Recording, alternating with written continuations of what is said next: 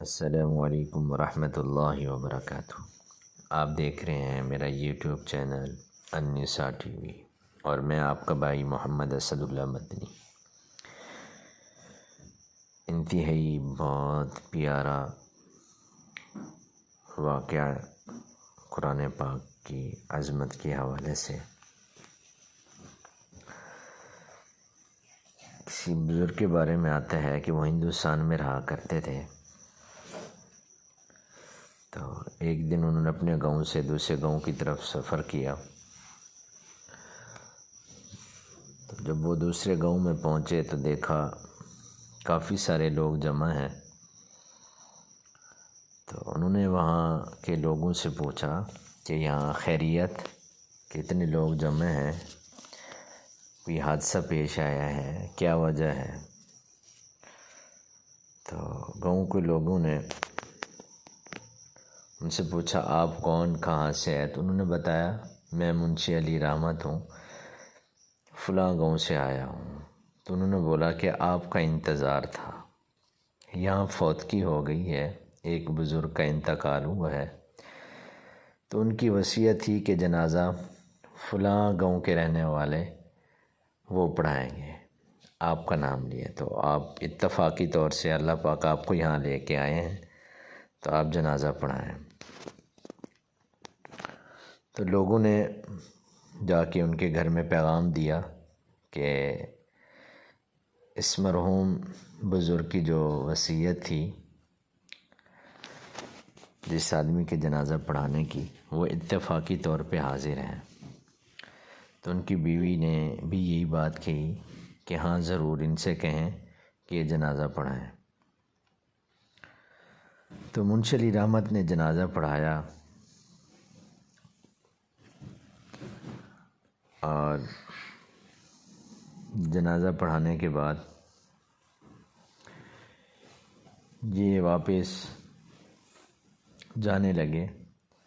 کسی کمپنی میں شاید ان کی کوئی نوکری تھی، جاب کیا کرتے تھے، اور خاص کمپنیوں کا بعض دفعہ ملازمین کو ایک کارڈ شو کیا جاتا ہے جو پہچان ہوتی ہے ملازم کی کہ فلاں کمپنی کے ملازم ہیں۔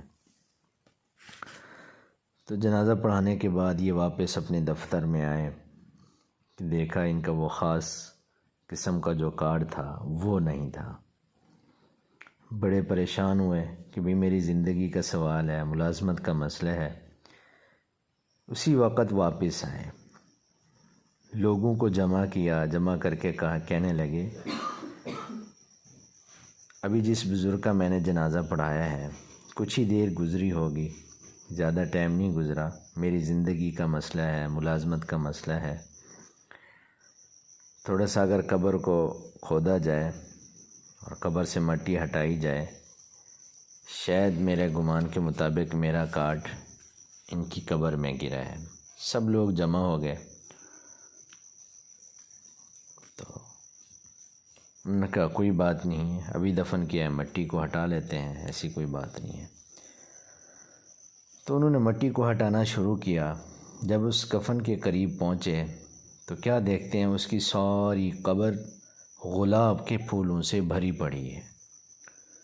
منشی رحمت علی کو اپنی ملازمت بھول گئی جب اس نے یہ قبر کی حالت دیکھی۔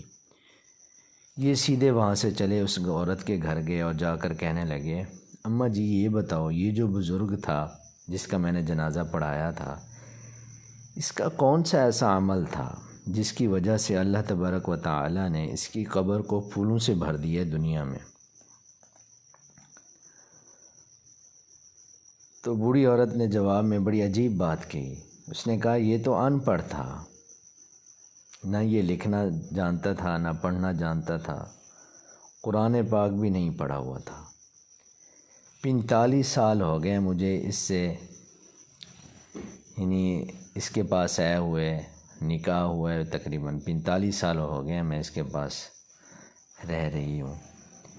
ایک کام یہ روزانہ کرتا تھا جو اس نے کبھی زندگی میں نہیں چھوڑا 45 سال۔ جب صبح کی نماز پڑھ کے یہ فارغ ہو جاتا تھا تو قرآن سامنے رکھ لیتا، اور قرآن سامنے رکھ کر قرآن کی لائنیں اور سطریں جو ہوتی ہیں اس کے اوپر انگلی رکھ کر کہتا اے اللہ تو نے یہ بھی سچ کہا، تو نے یہ بھی سچ کہا، تو نے یہ بھی سچ کہا، تو نے یہ بھی سچ کہا۔ بس اتنا سا اس کا عمل تھا، یہ یہی کہتا رہتا تھا۔